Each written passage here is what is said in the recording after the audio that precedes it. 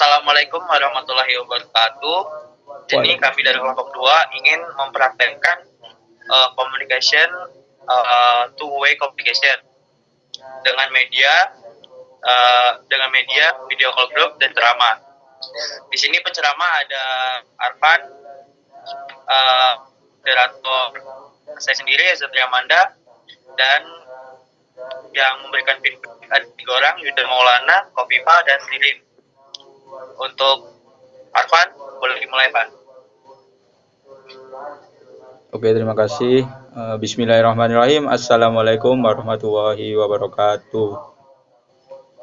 Waalaikumsalam warahmatullahi wabarakatuh. Alhamdulillahilladzi hadani li hada linahdiya laula an hadana Allah. Asyhadu an la ilaha illallah wa asyhadu anna Muhammadan abduhu wa rasuluh. La nabiyya wa la rasul abada. Pertama-tama marilah kita panjatkan puja dan puji syukur kita kehadirat Allah Subhanahu wa taala yang sebagaimana Allah telah melimpahkan beribu-ribu kenikmatan kepada kita sehingga kita dapat berjumpa bertatap muka walau dalam keadaan daring seperti saat ini. Shalawat serta salam semoga tetap tercurahkan kepada junjungan kita, baginda kita, panglima perang kita, yakni Nabi Agung Muhammad Sallallahu Alaihi Wasallam yang telah membawa Islam dari zaman jahiliyah menuju zaman yang terang benderang seperti saat ini, yakni dinul Islam. Teman-teman, alhamdulillah tidak terasa kita sudah memasuki hari ke-12 atau ke-11 kalau nggak salah di bulan suci Ramadan, yaitu bulan yang penuh berkah, penuh ampunan, bulan yang ketika seorang hamba meminta ampunan kepada Tuhannya maka niscaya akan diampuni. Syariat puasa, Allah Subhanahu wa taala berfirman dalam surat Al-Baqarah ayat 183 yang bunyinya A'udzubillahi minasyaitonirrajim. Bismillahirrahmanirrahim. Ya ayyuhalladzina amanu kutiba alaikumusiyam kama kutiba alal ladzina min qablikum la'allakum tattaqun. Hai orang-orang yang beriman, diwajibkan atas kamu berpuasa sebagaimana diwajibkan atas orang-orang sebelum kamu agar kamu bertakwa. Jadi surat Al-Baqarah ini menyampaikan bahwasanya puasa ini sebenarnya tidak hanya disyariatkan kepada Nabi Muhammad dan umatnya saja, tetapi puasa ini telah disyariatkan terhadap nabi-nabi terdahulu. Contohnya ketika dulu Nabi Adam itu syariat puasa sudah ada, tetapi caranya saja berbeda dengan syariatnya Nabi Muhammad. Teman-teman rahimakumullah, banyak sekali keutamaan di bulan Ramadan ini. Kita akan menjelaskan 5 dari sekian banyak keutamaan di bulan suci Ramadan. Yang pertama, yaitu bulan Ramadan adalah bulan diampuninya dosa. Bulan Ramadan adalah bulan terbaik.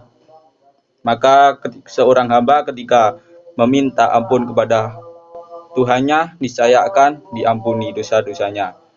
Rasulullah SAW bersabda, yang artinya barang siapa yang berpuasa Ramadan karena penuh keimanan dan mengharapkan ridha Allah, maka diampuni dosa-dosanya yang telah lalu.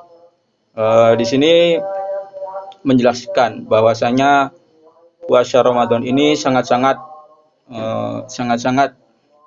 istimewa bulannya, karena ketika bulan suci Ramadan itu datang maka seorang hamba mempunyai kesempatan yang sangat penuh, kesempatan yang sangat lebar untuk meminta ampun kepada Tuhannya. Selain itu salat tarawih juga jika dikerjakan di setiap malam juga akan menghapus dosa-dosa yang lalu. Sebagaimana hadis Sallallahu Alaihi Wasallam yang artinya barang siapa yang berpuasa yang melakukan sholat malam pada bulan Ramadan dengan penuh keimanan dan mengharapkan pahala dari Allah, niscaya diampuni dosa-dosanya yang telah lalu. Maka jika ada seorang hamba yang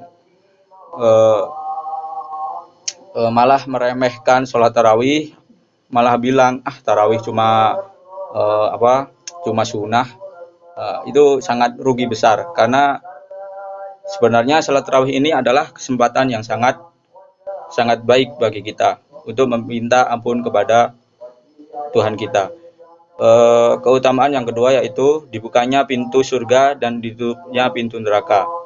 Pada bulan suci Ramadan, pintu-pintu surga dibuka dengan lebarnya, sedangkan pintu neraka ditutup. Dengan demikian Allah SWT memberikan kesempatan kepada seluruh hambanya untuk masuk surga dengan beribadah dan melakukan segala amalan-amalan pada bulan suci Ramadan ini. Jadi dengan adanya bulan suci Ramadan ini diharapkan untuk kita untuk mencari pahala-pahala yang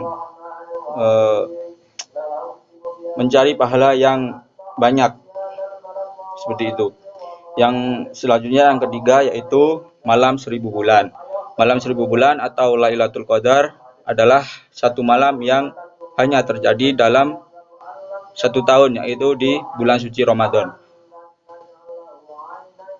Malam Lailatul Qadar adalah malam yang lebih baik di antara 1000 bulan. Rasulullah SWT berfirman dalam surat Al-Qadar ayat 1-3 yang artinya sesungguhnya kami telah menurunkannya Al-Quran pada Lailatul Qadar, malam kemuliaan. Dan tahukah kamu apakah malam Lailatul Qadar itu? Malam kemuliaan itu lebih baik dari 1000 bulan. Quran surat Al-Qadar ayat 1-3. Yang keempat yaitu bulan penuh keberkahan.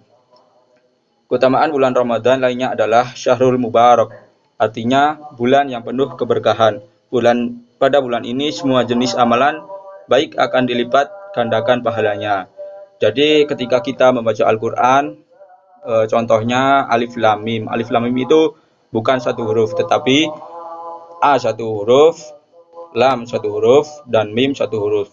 Dan setiap satu hurufnya itu pasti akan dilipat ganda. Yang kelima adalah pahala yang berlipat ganda. Keutamaan bulan Ramadan berikutnya adalah pahala yang berlipat ganda untuk setiap ibadah yang kita lakukan. Contohnya kita membaca Al-Quran, maka kita akan dilipat gandakan. Maka ketika kita tidak menghatapkan Al-Quran pada bulan suci Ramadan ini, itu sebenarnya adalah suatu kerugian yang sangat besar, karena kita bisa menghatamkan Al-Quran itu sebenarnya sangat mudah.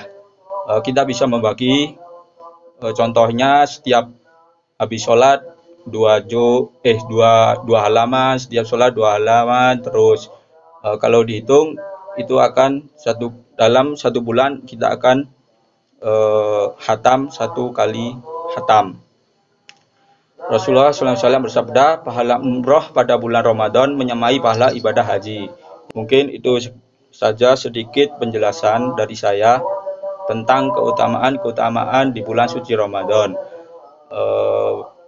Kurang dan lebihnya saya mohon maaf yang sebesar-besarnya. Nun wal qalami wa ma yasturun fastabiqul khairat. Wassalamualaikum warahmatullahi wabarakatuh. Waalaikumsalam warahmatullahi wabarakatuh. Oke, pertanyaan pertama, siapa yang ingin bertanya? Oke, Yuda. Pan, mau nanya nih, apa saja sih tanda-tanda puasa yang diterima oleh Allah Subhanahu Wa Taala? Oke, saya coba jawab ya. Nanti kalau ada kesalahan dikoreksi. Tanda-tanda seorang hamba diterima puasanya yaitu ketika seorang hamba merasa dekat dengan Allah Subhanahu Wa Taala. Kemudian ketika dia teringat dosa-dosanya, kemudian ada rasa ingin bertobat nasuha. Tobat nasuha adalah bertobat dengan sesungguh-sungguhnya. Mungkin seperti itu. Yud. Oke, bisa amin Yud? Jawaban dari Arfan. Oke, pertanyaan kedua. Oke, pertanyaan kedua boleh siapa? Oke, Kofifa, lanjut Kofifa. Ya, saya izin bertanya, pada setiap akhir Ramadan, semua muslim itu kan diharuskan untuk membayar zakat fitrah. Nah, lalu apa saja syarat wajib dari zakat fitrah itu sendiri? Terima kasih. Oke, saya coba jawab. Syarat wajib melakukan zakat fitrah itu yang pertama itu dia itu seorang muslim.